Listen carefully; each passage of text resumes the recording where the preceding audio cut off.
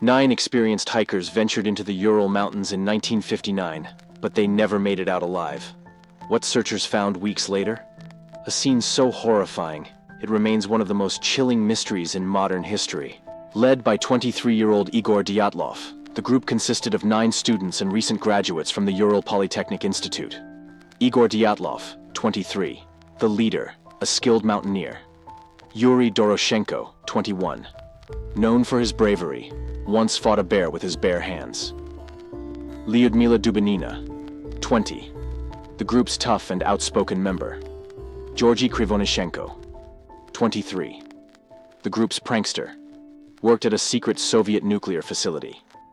Alexander Kolovatov, 24, a meticulous, serious student. Zinaida Kolmogorova, 22, had prior hiking experience, rumored to have had feelings for Dyatlov. Rustem Slobodin, 23, a skilled athlete known for his endurance. Nikolai Thibault Brignol, 23, born to French aristocrats, one of the strongest in the group. Semyon Zolotaryov, 38, a mysterious, older military veteran who joined at the last minute. All were young, strong, and experienced hikers, but none of them were prepared for what they were about to face.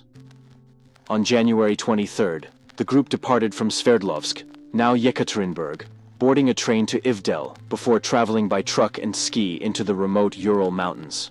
Their destination? Otorten Peak, a place the local Mansi people warned them to avoid. One hiker, Yuri Yudin, fell ill and was forced to turn back, the only member to survive. He later said, "If I had known what would happen, I would have given anything to stay with them." On February 1st, the hikers set up camp on the slopes of Kholat-Syakhl, translated as Dead Mountain in the native Mansi language. They were just 10 miles from their destination. Their last journal entries were normal. They joked about the cold and took photographs. But something happened that night. Something so terrifying they cut their way out of their own tent and ran into the snow, barefoot. 3 weeks later, rescuers found the hikers' abandoned and destroyed campsite. The tent, still standing, but shredded from the inside. Their belongings, including warm clothes, boots, and food, were untouched, but there was no sign of the hikers. Then, the bodies started appearing. The first two, Yuri Doroshenko and Georgy Krivonishenko, were found near a tree, barefoot, half naked, their hands burned, as if they had tried to start a fire.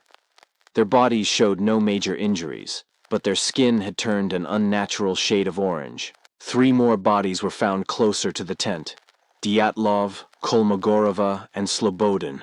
They had no fatal injuries but appeared to have died from hypothermia, as if something had forced them to flee without stopping. But the real horror?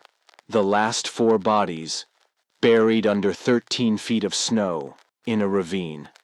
And their injuries made no sense. Semyon Zolotaryov and Nikolai Thibault Brignol had their ribs and skulls crushed. The kind of force you'd expect from a high-speed car crash, but with no external wounds.